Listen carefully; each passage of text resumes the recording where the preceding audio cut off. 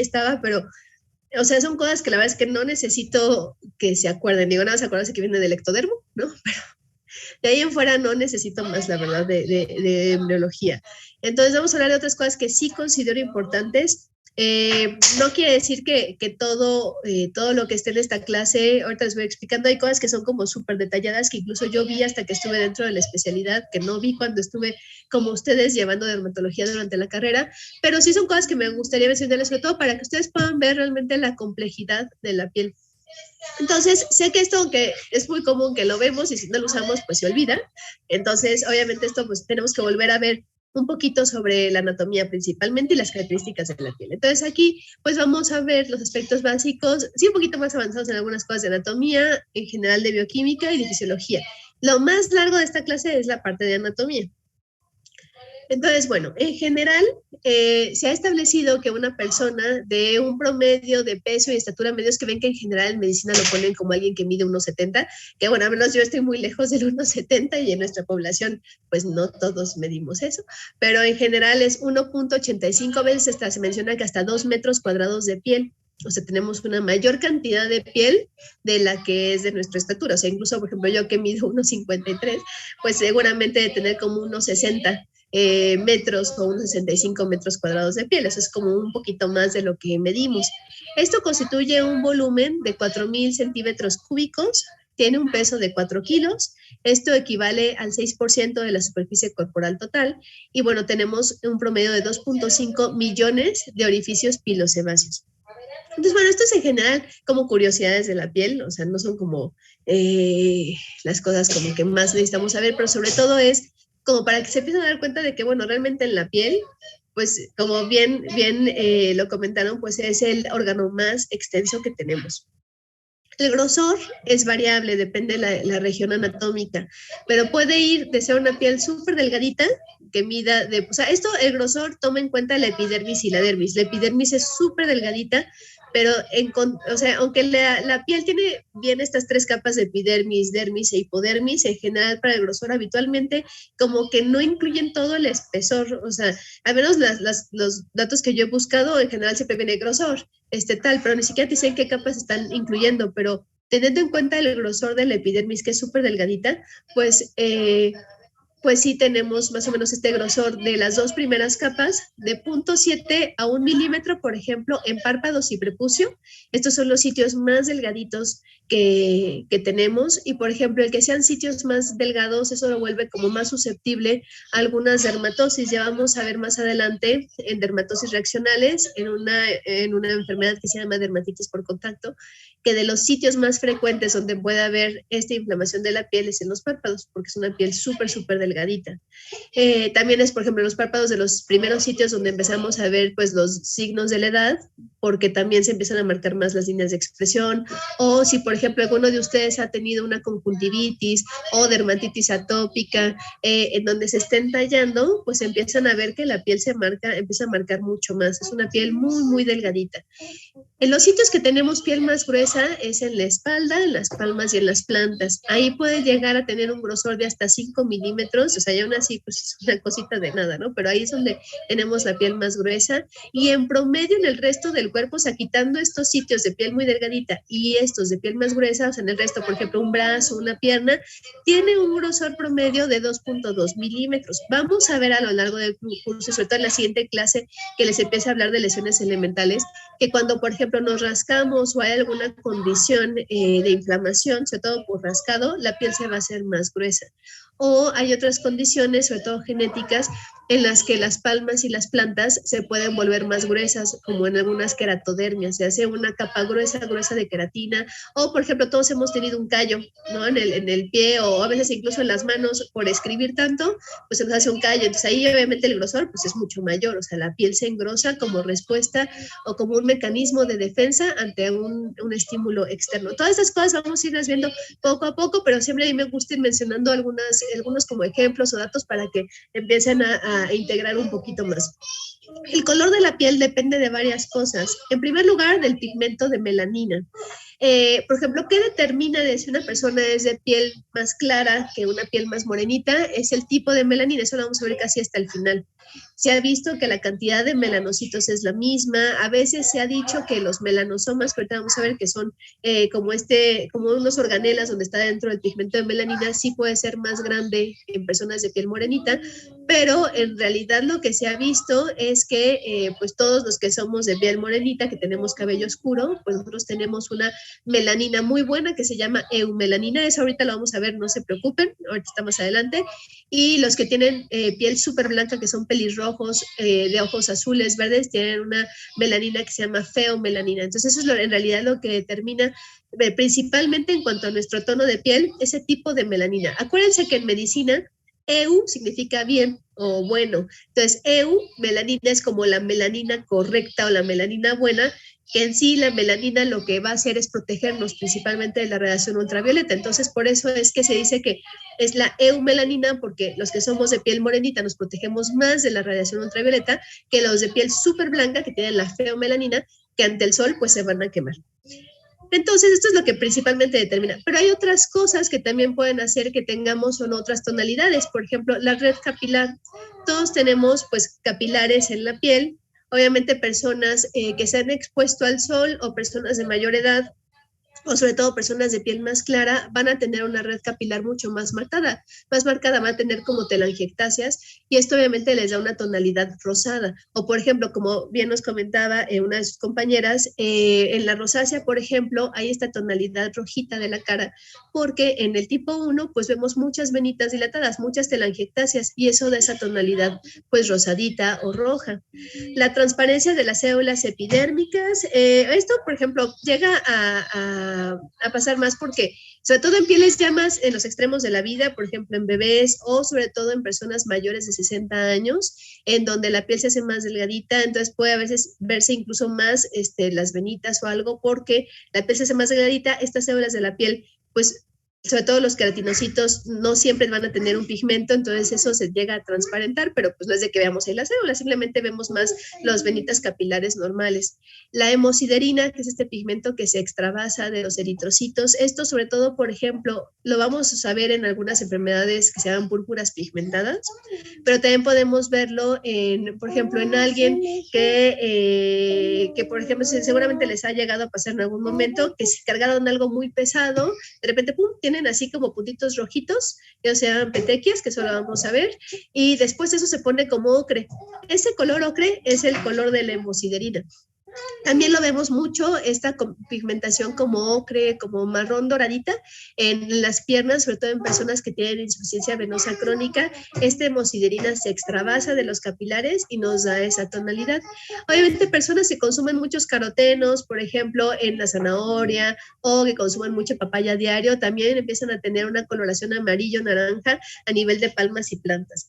Obviamente hay otros colores u otros pigmentos que nos pueden dar una pigmentación diferente, como por ejemplo bilirrubinas altas, que nos va a dar una ictericia. Puede haber pigmentos externos, que eso te lo vamos a ver en la siguiente clase, como por ejemplo la plata, que nos da la argiria y va a dar una coloración azul. Entonces, puede haber pigmentos externos que obviamente nos haga que tengamos otra tonalidad de la piel. Pero en general, al menos ahorita, lo primero que tienen que conocer es que al menos lo que determina si somos de un tono u otro de piel, que hay 6 tonos de piel, ya lo veremos, es en realidad el tipo de melanina que tenemos. O sea, si es eumelanina, piel morenita, o feomelanina, piel más clara.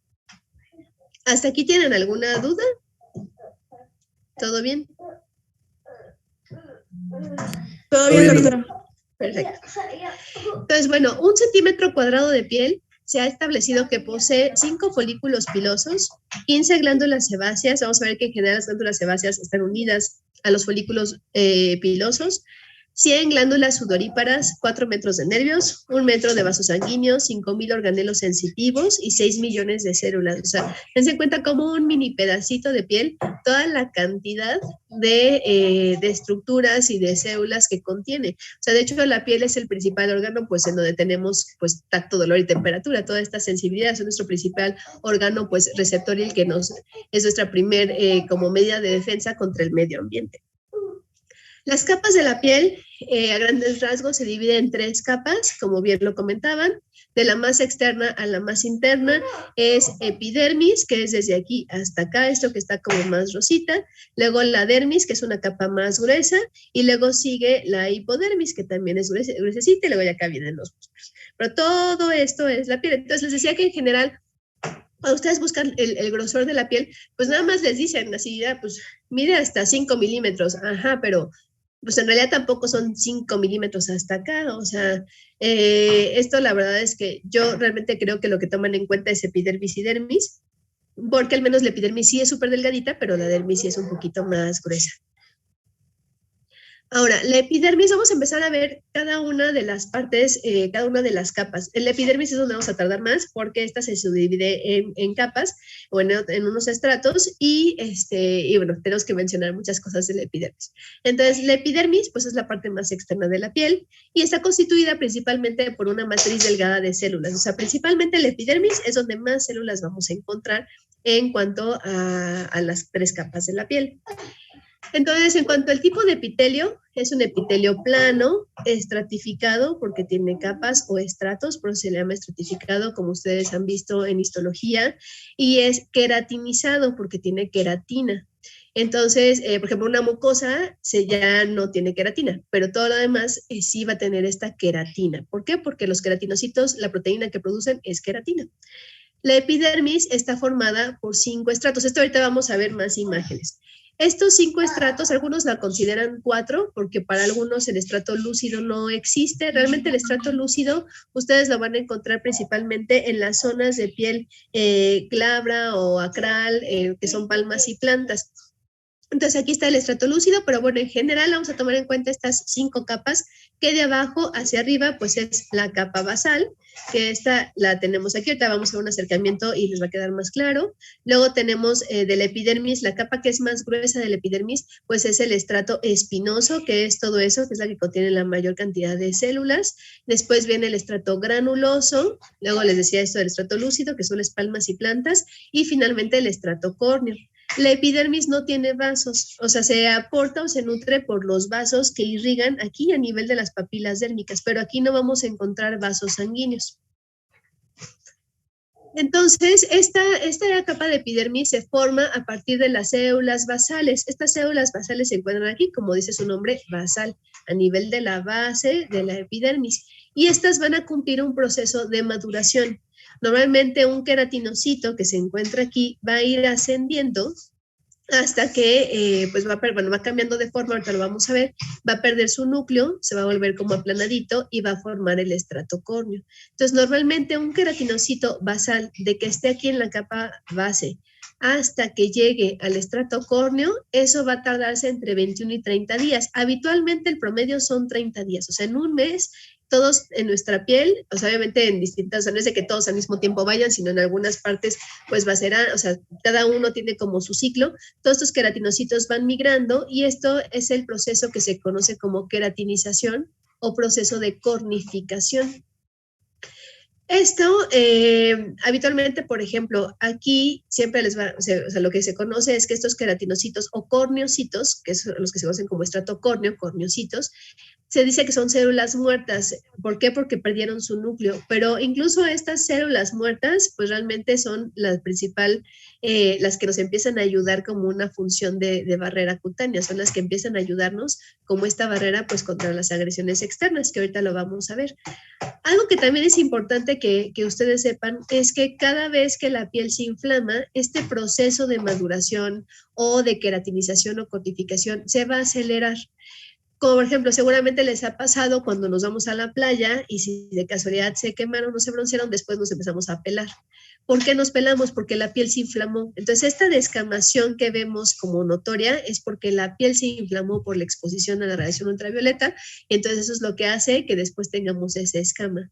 O si han tenido algún otro proceso de inflamación de la piel, por ejemplo, ahorita que todos nos lavamos mucho las manos y que las manos empiezan a tener dermatitis irritativa, pues obviamente ven que de repente, ay, ¿qué onda? Mis manos están descamadas, o cuando se ponen de acentosos en casa y se ponen a lavar más los trastes, bueno, las que nos dedicamos aparte y tenemos hijos, pues todo el tiempo estamos haciendo eso, ¿no? Pero cuando se ponen a lavar los trastes o empiezan a hacer muchas cosas así que ayudan en casa a cosas de la limpieza o algo, pues eso también de repente ven y, ay, ¿qué onda con mis manos? Están descamadas. ¿Por qué? Porque se inflamó la piel y eso aceleró el recambio de estos queratinocitos y eso es lo que nos da la escama. Igual en la caspa, por ejemplo, en la caspa, que vamos a ver eso, que es la dermatitis seborreica, la vamos a ver mucho más adelante, también lo que sucede es que la piel se inflamó, se recambia más rápido y en qué se traduce en escama. Entonces eso en general vamos a ver que sucede de esa forma. Hay enfermedades muy, muy inflamatorias como la psoriasis, que este proceso en lugar de ser 30 días son 3 días, por ejemplo. Entonces ahí vemos unas escamas súper gruesas. Entonces todos, si no hay ningún proceso que inflamó, no hay ninguna patología en la piel, de forma normal todos nos estamos descamando.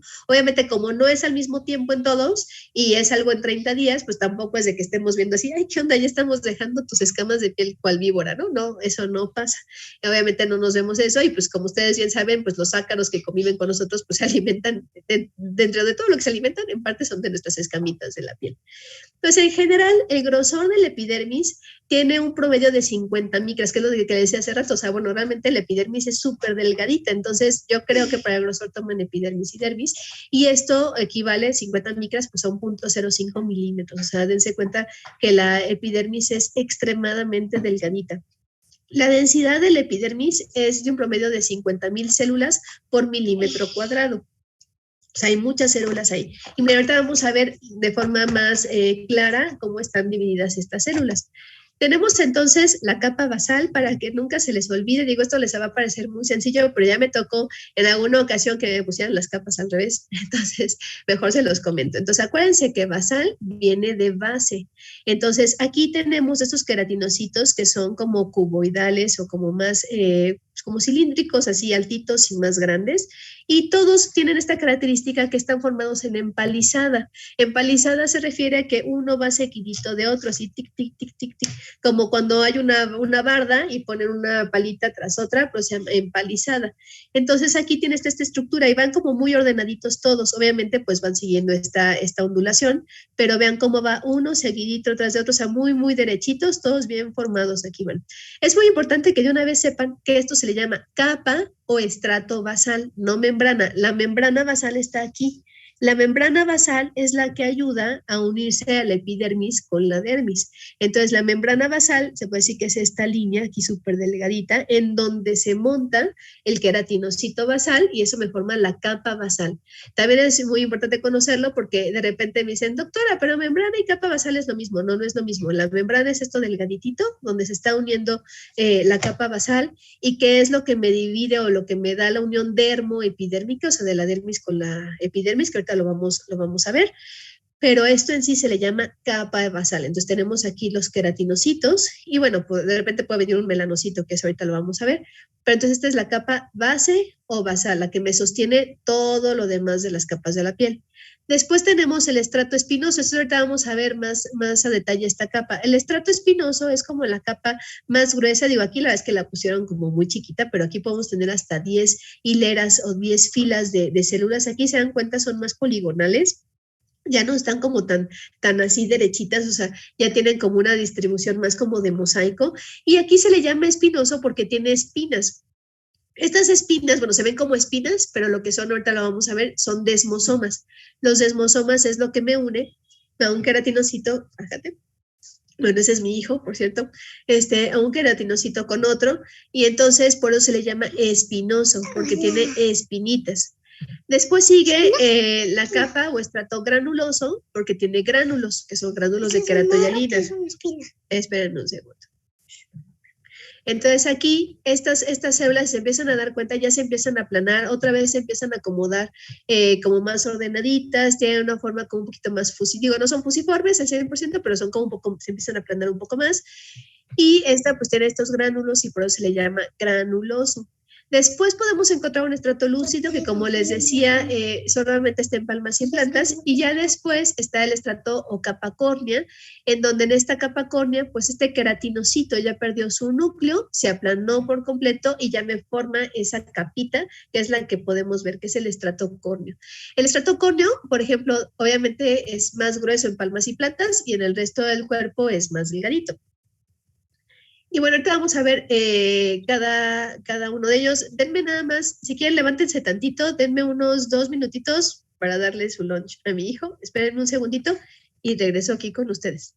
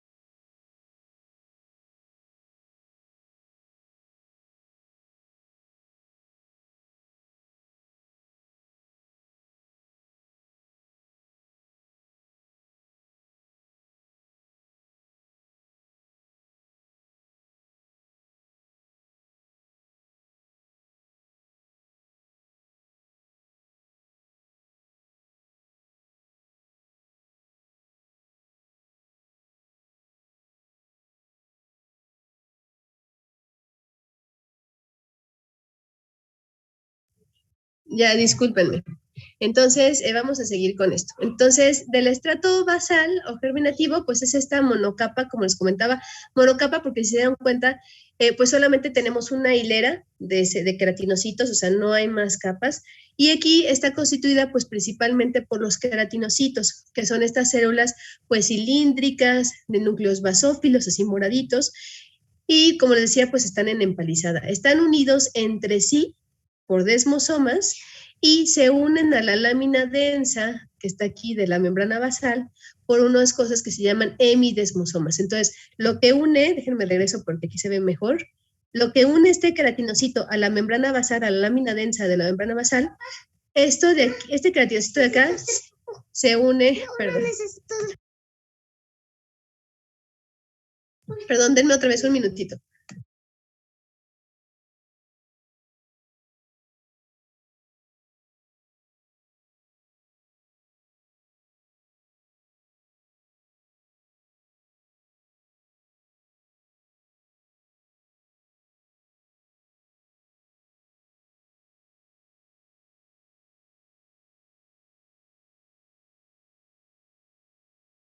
Ya, perdón, es que se supone que ya regresaba a clases, pero obviamente se retrasó todo. Entonces les decía que este queratinocito se une a su otro queratinocito por desmosomas. Entre estos aquí se unen por desmosomas, que igual estos se van a unir por desmosomas, pero se unen a la membrana basal por hemidesmosomas, así se llaman esas uniones. Espérame, que aquí ya no quiso cambiar, ya está.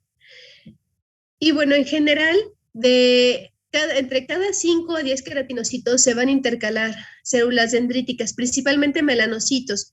Generalmente las células de Langerhans se encuentran a nivel suprabasal, pero lo pueden encontrar así, que también se intercalan algunas células de Langerhans. Realmente se intercalan los melanocitos. Puede haber células no dendríticas, que son las células de Merkel. Ahorita lo vamos a ver. Entonces, miren, normalmente tenemos aquí nuestros queratinocitos que vienen así todos bien formados en empalizada, y aquí tenemos, por ejemplo, un melanocito. Los melanocitos son células que son dendríticas, que ahorita lo vamos a ver. Estos habitualmente se encuentran aquí en la capa basal, y justo estas dendritas también son las que le ayudan como a aportarle pigmento a cada queratinocito. Esto dentro contiene los famosos melanosomas. En esos melanosomas, acuérdense que oma significa cuerpo, entonces en esos cuerpos de melano que es negro, melanina, pues ahí es donde vamos a tener pues la feomelanina o la eumelanina si somos de piel pues morenita.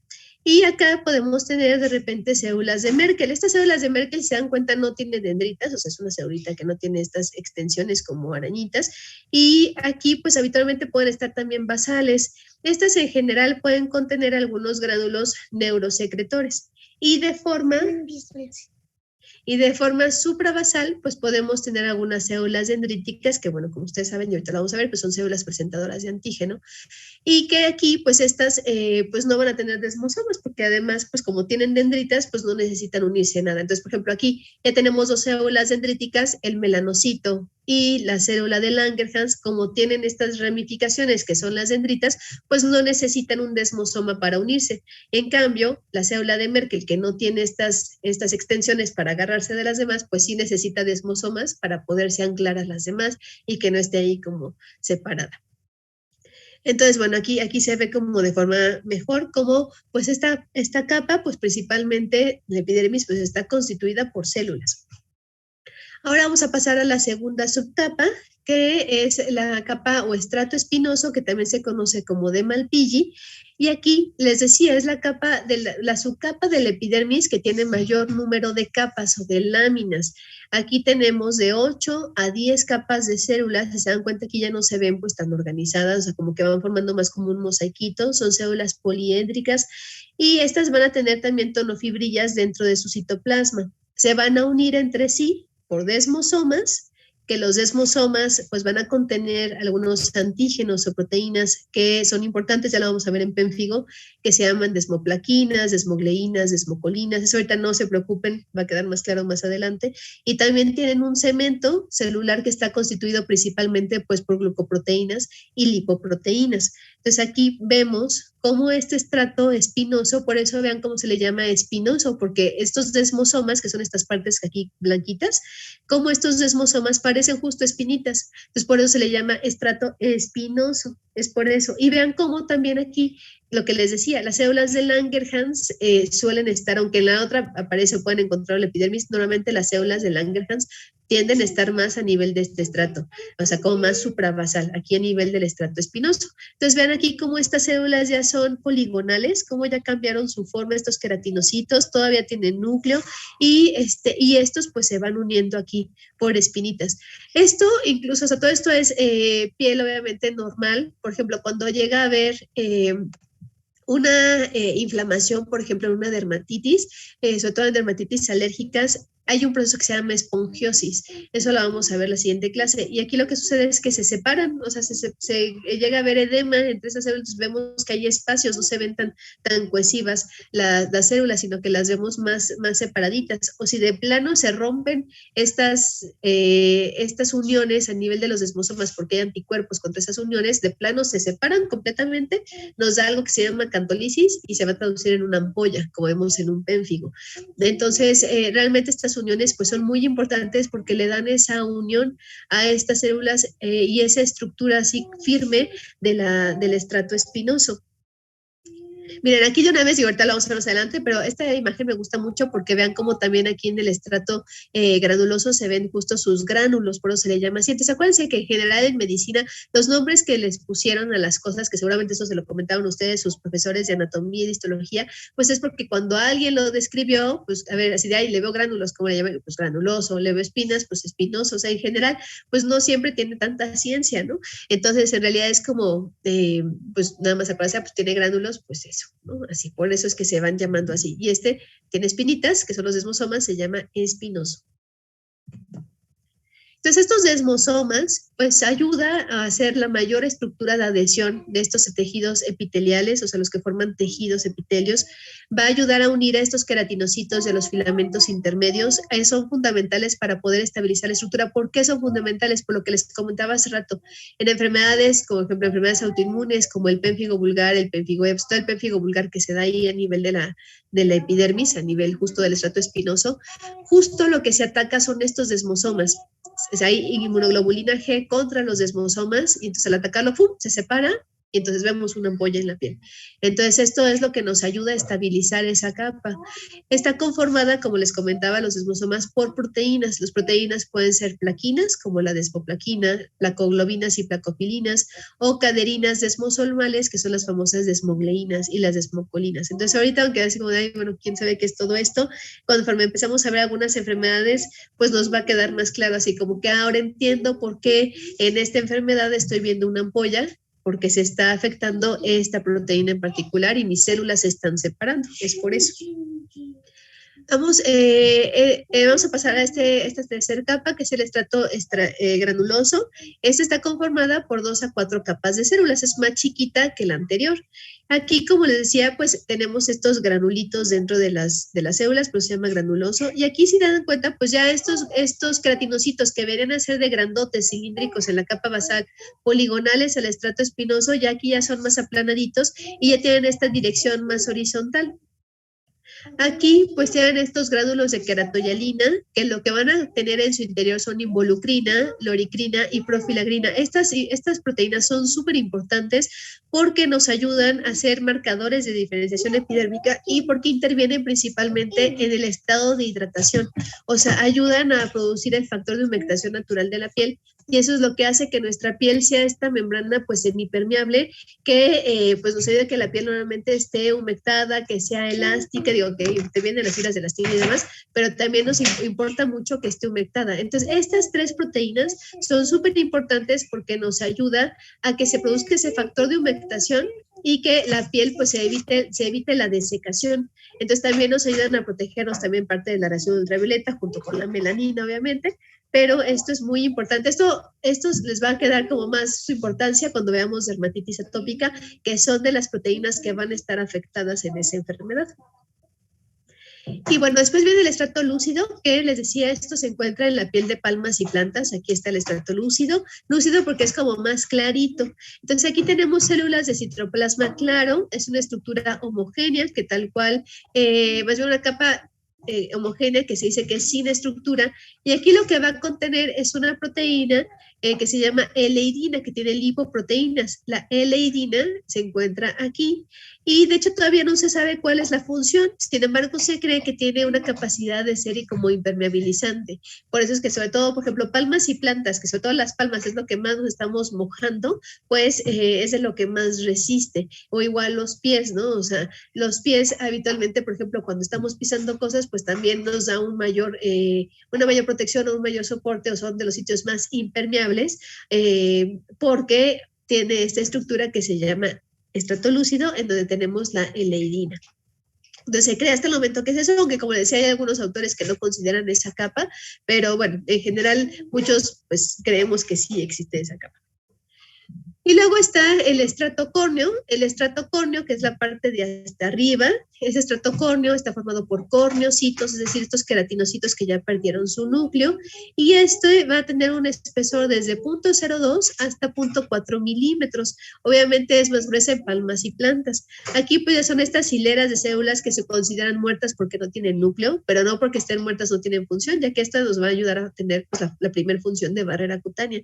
Aquí tenemos estas células que ya están totalmente aplanadas y apiladas como una sobre otra, y tanto los núcleos como sus organelos se van degradando desde el estrato granuloso por los cuerpos de Othland. O sea, estos cuerpos de Othland que se encuentran a nivel aquí de los queratinocitos del estrato espinoso son los que ayudan a degradar pues tanto el núcleo como los organelos, y que ya aquí sea una célula así como solamente la capita exterior y que se aplane para formar esa barrera cutánea. Entonces aquí, por ejemplo, el estrato córneo, estos corneocitos se mantienen unidos entre sí por lípidos que se encuentran en el espacio intercelular, o sea, entre las células. También por queratina, o sea, aquí tenemos queratina, que la queratina es una proteína que tiene tonofibrillas con una alta concentración de grupos disulfuro. Y también puede tener contenido de gránulos de queratoyalina, que esos principalmente están aquí en el estrato espinoso, pero bueno, puede quedar uno que otro granulito. Normalmente, déjenme ver si ve aquí no se ve tanto. Bueno, ahorita se los enseño que hay otra imagen. El estrato córneo, por ejemplo, lo llamamos también de dos formas o 2 características. Por ejemplo, aquí se dan cuenta, este estrato córneo se ve como puras laminitas una sobre otra, una sobre otra, se ve como muy compacto. Ese estrato córneo se llama estrato córneo laminar compacto, eso lo tenemos en palmas y plantas. Y el otro, que déjenme ver aquí estaba, por ejemplo, aquí está mejor, bueno, Se había puesto, aquí está, por ejemplo, este estrato córneo, ese que tenemos en el resto del cuerpo, se llama estrato córneo en red de canasta. ¿Esto por qué? Porque semeja como una canasta de básquetbol, o sea, como una canasta en general, se dan cuenta, tiene así como una malla. Entonces, este estrato córneo lo tenemos en todo el cuerpo, menos palmas y plantas. Y este de acá, el laminar compacto, que aquí también se ve, o en este de aquí, que veíamos, este grueso, esto se encuentra en palmas y plantas. También llega a pasar que en algunas enfermedades, también secundario al rascado, también este estrato córneo va a cambiar de ser una red de canasta, se puede volver laminar compacto. Entonces, ese tipo de cosas son incluso hallazgos que obviamente nos reportan los dermatopatólogos y desde ahí pues ellos les orientan a decir, bueno, pues tiene esta enfermedad o va por aquí o va por allá, desde tener estas características. O por ejemplo, si encontramos un núcleo en los corneocitos de aquí arriba, que ahí normalmente no hay núcleos, eso se le llama paraqueratosis. Entonces, el que encontremos aquí núcleos, ya nos empieza a hablar de alguna enfermedad, como la psoriasis, por ejemplo. Entonces, por eso es muy importante siempre conocer lo que es normal para que se pueda detectar lo que se sale de eso y entonces, pues ya empezar a detectar alguna enfermedad. ¿Hasta aquí tienen alguna duda, inquietud, comentarios? Doctora, ninguna. Ok, perfecto. Y bueno, las células de la piel, eso ya lo vimos, pero otra vez como un repasito. Ahorita vamos a ver otra vez las epidermis y así. Entonces, del epidermis, pues tenemos los queratinocitos, que son las principales células, los melanocitos, que obviamente están en la capa basal. Tenemos células de Langerhans, que también son dendríticas, y tenemos células de Merkel, que bueno, aquí pareciera como si fueran dendritas, pero no tienen dendritas.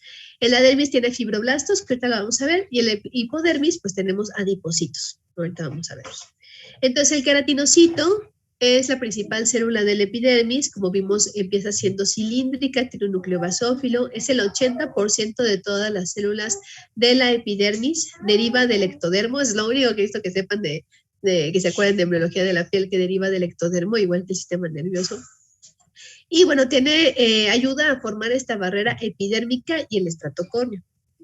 Entonces aquí tenemos pues todos nuestros queratinocitos, aquí los del estrato espinoso, aquí tenemos estos basales. Por ejemplo, aquí estos basales se ven como más pigmentados porque pues obviamente se pasa el pigmento de los melanocitos y a veces también esto lo vemos muy marcado, por ejemplo, seguramente aquí esto se traduce en alguna mancha en la piel, por ejemplo, en los lentigos solares o en los lentigos, estas manchitas que vemos en el dorso de las manos o en la cara, habitualmente lo que vemos es que todo está así pigmentadito. Entonces, seguramente aquí se ve una mancha, pero aquí, bueno, pues estos son los queratinocitos.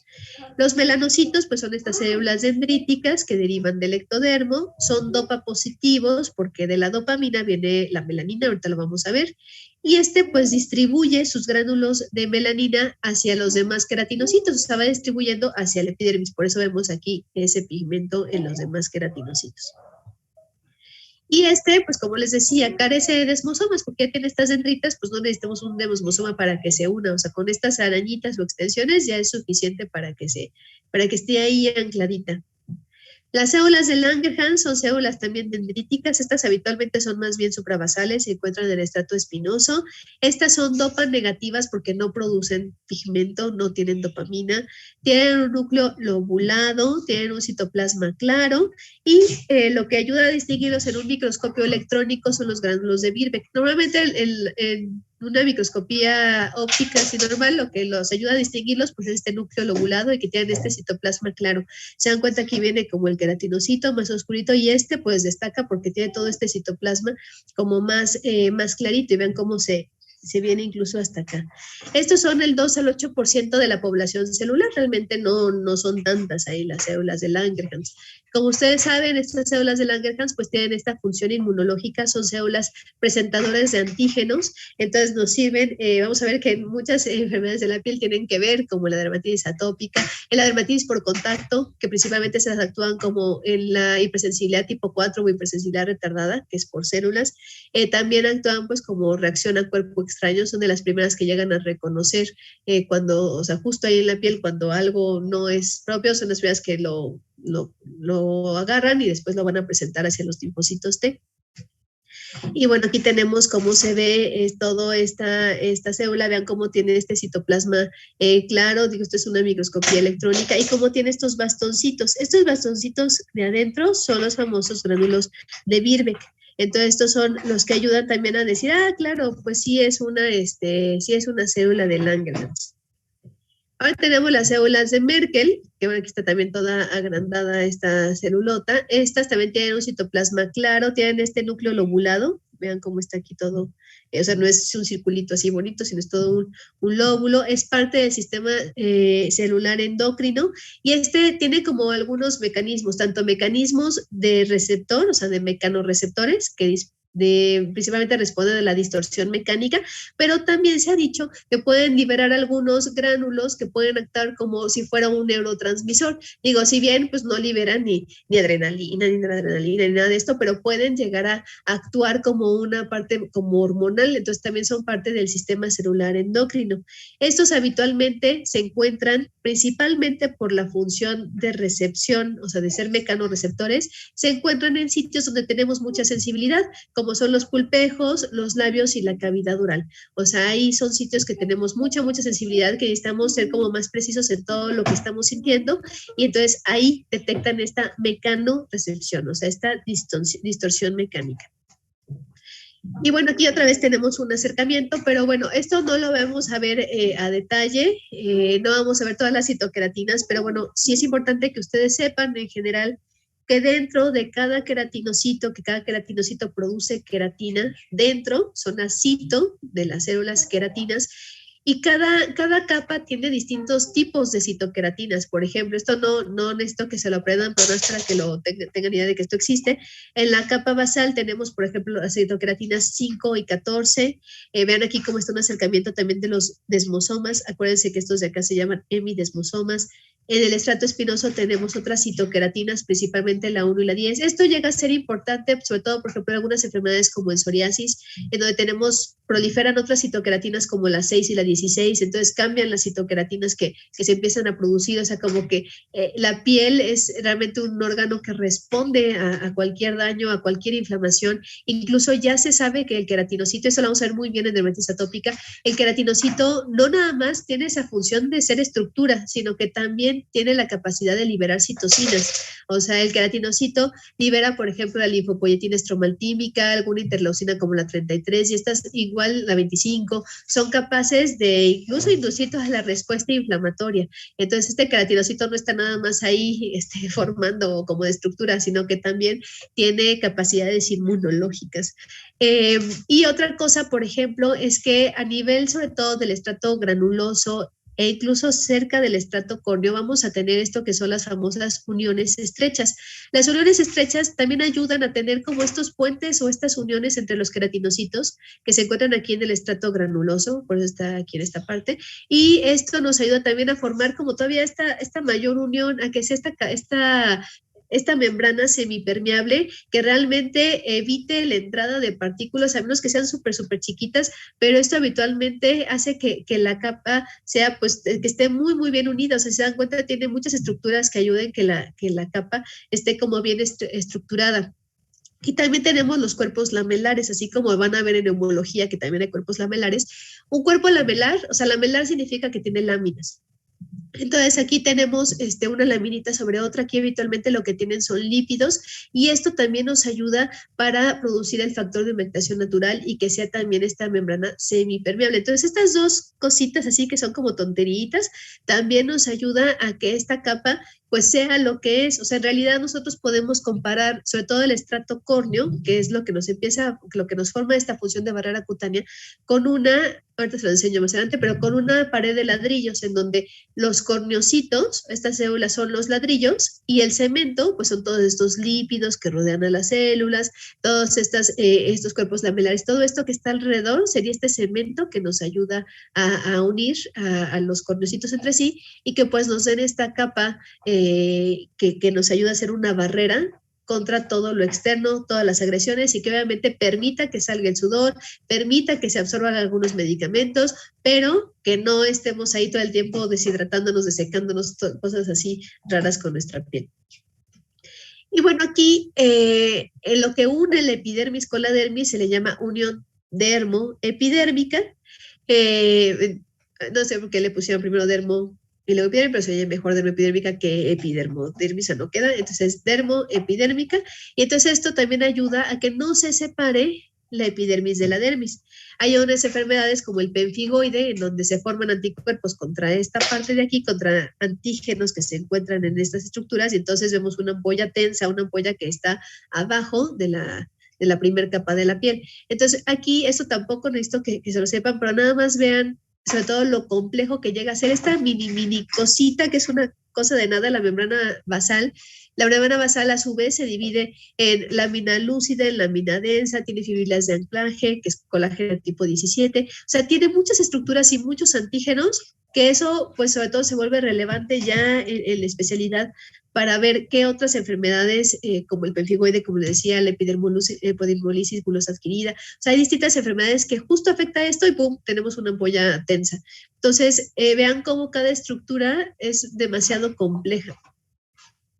Y entonces esta unión dermoepidérmica pues nos da soporte mecánico, ayuda a la diferenciación y a la migración de las células basales, favorece la adhesión entre epidermis y dermis y el crecimiento celular, y regula también la transferencia de nutrientes y de células, porque acuérdense que el epidermis no tiene vasos sanguíneos, entonces de la dermis se va a irrigar la epidermis, y esa membrana también nos ayuda a tener esa transferencia de nutrientes y que la epidermis pues no se necrose.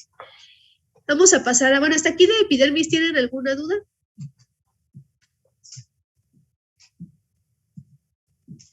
No, doctora, ninguna. Perfecto, ahorita vamos a pasar a la dermis. La dermis, pues es una capa más gruesa, de hecho constituye la mayor parte de la piel, que es esta rosita clara.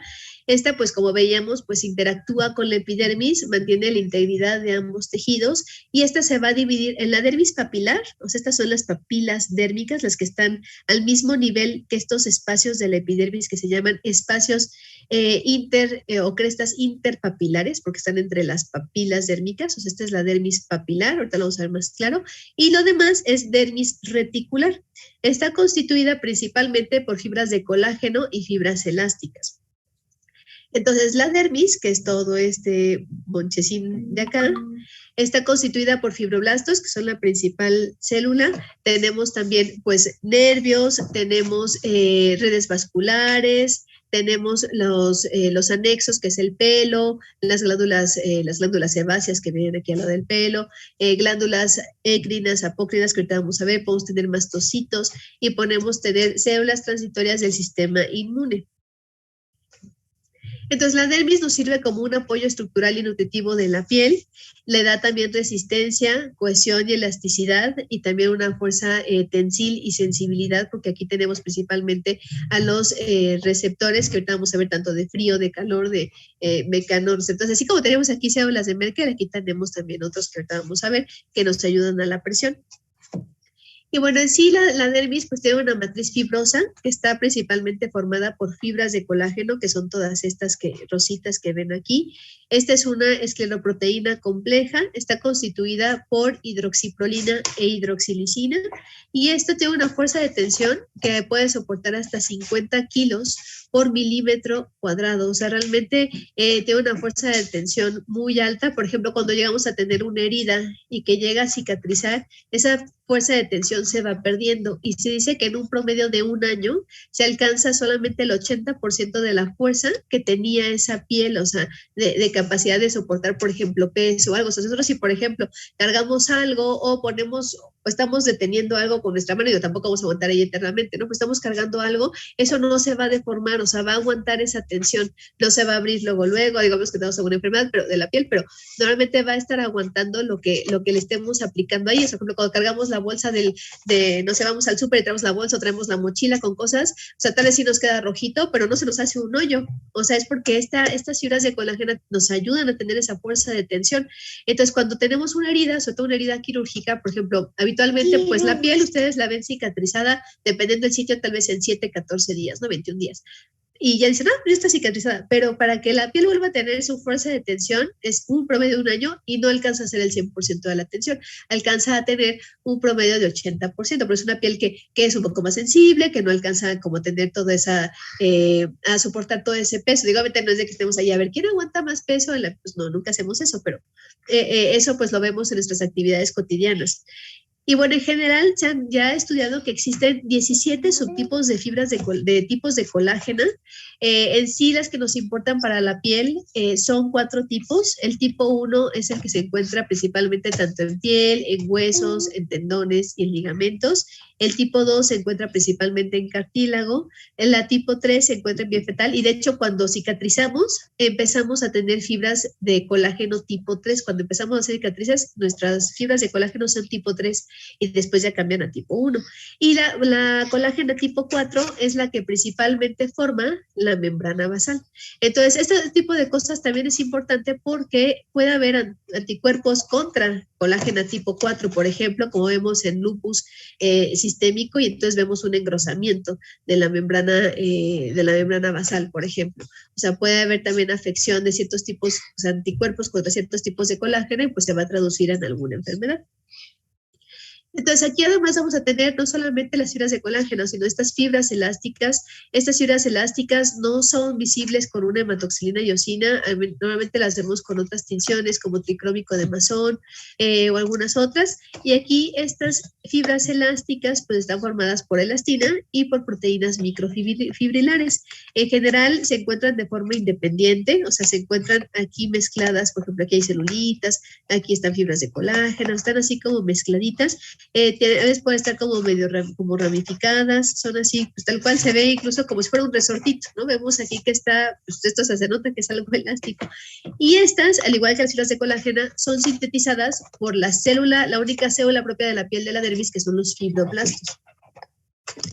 Entonces aquí tenemos, como les decía, la dermis se divide en dermis papilar, que son estas papilas, que son las que están pegadas a la epidermis. O sea, aquí vean cómo está muy bien dermis papilar, otra papila y otra papila. Y esta es una dermis que es superficial, las fibras de colágeno son laxas, tiene fascículos que son delgados y orientados de forma perpendicular o vertical a la epidermis, o sea, se meten de forma paradita a la epidermis. Y tenemos la dermis reticular. Esta dermis reticular es todo lo que no está en contacto, lo que no se mete con la epidermis, es todo esto de acá. Y aquí tenemos fibras que son más largas, que son más densas, o sea, las vemos más gruesas. Ven aquí cómo se ve toda esta fibra de colágeno, así que son mucho más gorditas y aquí se ve muy tenue. Estas ya se disponen de forma horizontal, pero se dan cuenta, no tienen como una orientación toda así como recta, sino que tienen cierta disposición como en reguilete, o sea, como un poquito como pintadito, como desorientado. Entonces aquí tenemos estas fibras. Y esto es importante porque incluso, por ejemplo, en cicatrices anormales como cicatrices queloides, cicatrices hipertróficas, en enfermedades de la colágena, esto cambia. O cuando hay exposición solar, esto también se modifica. Entonces, por eso es que hasta la simple orientación o grosor de la colágena, pues nos ayuda a saber si es una piel normal o una piel enferma. Sí, uno piel normal. Y aquí tenemos la dermis profunda, que aquí, pues en la dermis profunda, o sea, la dermis reticular se divide en superficial y profunda. La profunda, las fibras son todavía un poquito más gruesas, tienen la misma disposición, vean cómo no tienen la misma, o sea, se ve como reguilete. Aquí tenemos una hacia arriba, otra más como para acá hacia abajo, o sea, como que así, pues justo como un reguilete, o sea, va para todos lados. Estos de acá, estas celulitas de aquí son fibroblastos. Y aquí tenemos pues fibras de colágeno. Y todos estos fibroblastos pues son derivados del mesénquima, tienen un núcleo fusiforme y estos pues se encargan tanto de la síntesis como de la degradación de las proteínas de la matriz del tejido conectivo. Acuérdense que esto del tejido conectivo es lo que conecta y esto está formado pues por colágena elastina. Entonces aquí también nos promueven pues la formación, o sea, tanto que se degrade con las metaloproteinasas, como también la síntesis de formar toda esta matriz extracelular, o sea, porque está fuera de las células. Y estas, pues obviamente, estos fibroblastos, pues nos intervienen principalmente, pues, en la curación de heridas y en la cicatrización. Y también puede haber otras células en la dermis que no son propias de la piel, pero que van a estar ahí, o sea, que son de otros sistemas, pero que van a andar ahí, como son los histiocitos. Los histiocitos o células de los tejidos, que se conocen también como monocitos tisulares, o macrófagos, que también son derivados del sistema retículo endotelial. Estas son también células presentadoras de antígeno, nos ayudan a matar microbios y también nos ayudan para el remodelamiento tisular. Por ejemplo, en la cicatrización de heridas, también vemos que predominan en las fases, o sea, en la cicatrización hay 4 fases de remodelación, bueno, de la cicatrización, y ahí vamos a tener que en algunas fases vamos a tener más macrófagos tipo 1 y en otras macrófagos tipo 2. Entonces, también estos histocitos, pues intervienen en la cicatrización, no solamente en la presentación de antígenos. También podemos tener mastocitos, que se conocen como células cebadas. Estas son basófilas, son moraditas, tienen granulitos en su interior porque son productoras de histamina, van a tener heparina y otros mediadores de la inflamación. Y luego tenemos la hipodermis. La hipodermis, que también se conoce como tejido celular subcutáneo, está formado por estas células que se llaman adipocitos. Estas tienen aquí su núcleo, que se llama núcleo en anillo de sello, como estos anillos que tenían así como bueno, me lo pongo, esto ya lo conocen, pero me lo voy a poner uno el siguiente lunes para que se acuerden del anillo. O sea, estos así grandotes que usaban sobre todo, bueno, todavía se usan, pero más antes que son así grandotes, porque tienen aquí su núcleo arriba como si fuera un anillito y aquí tienen así la decoración del anillo. Entonces estos, pues el citoplasma pues es muy claro porque tiene lípidos y bueno, pues se agrupan entre sí y luego están divididos por tabiques fibrosos, que estos tienen aquí colágeno. Entonces vamos a tener pues pequeños fascículos y otros grupos grandes divididos por estas divisiones y ya forman estos como trabéculas de grasa. Entonces, la grasa de la piel pues nos sirve como una reserva energética, son aislantes de calor, están, como decía, separados por estos tejidos, tabiques de tejido conectivo de colágeno. Y bueno, también aquí vamos a ver más adelante que podemos tener algunas enfermedades de la piel, como inflamaciones que nos dan eritema nudoso, bueno, paniculitis, inflamación justo de la grasa de la piel. Entonces, bueno, hay varias cosas que también se pueden dar a este nivel. Y bueno, en cuanto a la irrigación de la piel, los vasitos sanguíneos, pues estos vasos vienen de las arterias musculocutáneas, penetran a nivel del tejido celular subcutáneo, se penetran a nivel de la grasa de la piel y van a conformar un plexo que se conoce como plexo arteriolar horizontal, porque está de forma horizontal. Te vas a ver que se divide en 2 plexos, en superficial y profundo. Y estas arteriolas, o sea, estos capilares muy, muy finitos, van a ascender hacia la epidermis. Estos llegan a la epidermis a través de las papilas dérmicas. Entonces, a través de esas zonas, vean aquí cómo se paran. Aquí justo estas son las papilas dérmicas y son las que ayudan a darle pues también irrigación a la epidermis. Entonces vean cómo se divide estos plexos en el plexo vascular superficial, que está aquí, vean cómo es horizontal y de aquí se desprenden estas arteriolas que van hacia las papilas dérmicas y tenemos además este plexo vascular profundo que nos da irrigación hacia la grasita de la piel y bueno, aquí tenemos también toda de aquí van a llegar las arterias musculocutáneas. Entonces tenemos toda esta irrigación de la piel a través de esos 2 plexos. En cuanto a los nervios y los receptores cutáneos, pues tenemos principalmente terminaciones nerviosas libres, que son las más frecuentes, principalmente donde, por ejemplo, vamos a tener la zona en la dermis papilar, en donde los sitios, por ejemplo, que son con muchísima sensibilidad, por ejemplo, es la piel cabelluda, seguramente en algún momento han tenido alguien algún granito en la piel cabelluda y duelen horrible, porque ahí la piel es muy sensible porque hay muchísimas terminaciones nerviosas. Obviamente en piel acral, en piel glabra, o sea, piel glabra es que no tiene vello, o sea, son palmas y plantas, los labios que no tenemos vello, ahí tenemos muchísimas terminaciones nerviosas y obviamente pues nos ayuda como función de tacto, o sea, detectar tacto, dolor y temperatura. Obviamente ahí tenemos también receptores para prurito, que ya los vamos a ver en dermatitis atópica sobre todo, y también nos ayuda pues a tener esta discriminación fina. Y bueno, aquí tenemos algunos de los receptores, tenemos a los corpúsculos de Ruffini, que aquí estos son los que detectan calor, aquí se pueden acordar de que son los del calor, por ejemplo, Ruffini, pues suena como más como italiano, los italianos son como más, pues como más calientillos y así, entonces, bueno, acuérdense de Ruffini, son los que detectan calor. En cambio, por ejemplo, podemos tener a los corpúsculos de Krauss se oye más como alemán, así como si fuera frío, entonces estos, digo, es para que se acuerden nada más. Estos de Krauss son los que nos ayudan a detectar frío. Tenemos también los corpúsculos de Meissner, que nos ayudan para la detección tal cual de tacto. A los corpúsculos de Pacini, que detectan presión, que tienen forma como de cebollita, de capitas de cebolla. Estos se acuérdense P con P, que es de presión, Pacini. Y bueno, estos, aparte de los que veíamos aquí, de las células de Merkel, que también nos ayuda a esta mecanorrecepción, pues tenemos todos estos receptores que van a estar a nivel de la dermis y que pues eso nos ayuda a que la piel pues sea el principal órgano sensitivo. Y bueno, aquí lo hacemos en un acercamiento. Tenemos entonces el bulbo de Ruffini, que detecta calor, los corpúsculos de Pacini, que vean como capitas de cebolla, que detecta presión, el corpúsculo de Meissner, que es de mecanorrecepción. Obviamente podemos tener unos receptores donde vamos a tener fibras principalmente C, que detectan prurito o dolor. Y bueno, estos principalmente el de Krauss, que son de los que detecta frío. Entonces son las para que, eso sí es importante que se acuerden. Y bueno, además en la piel, pues dentro de la piel tenemos los anexos. Los anexos son el aparato unguial y el pelo. El aparato unguial, pues como tal la uña es una modificación del estrato córneo a nivel de la punta de los dedos y estas pues principalmente son laminillas de células que se consideran también como muertas, que están llenas de queratina dura. Y aquí incluso vean cómo la uña pues también tiene sus partes. La parte de aquí abajito, que esto no lo alcanzamos a ver, pero un poquito más hacia atrás de la cutícula se conoce como matriz de la uña. La matriz de la uña es en donde tiene las células madre que ayudan a que la uña se esté formando, que obviamente pues nuestra uña también tenga crecimiento. Esta es la raíz de la uña. Después lo que tenemos aquí encimita, esto de aquí de piel encimita se le llama eponiquio. Sigue el pliegue proximal que está aquí justo cercano a la cutícula. Luego viene la cutícula, que es la que se quita en el manicure o pedicure.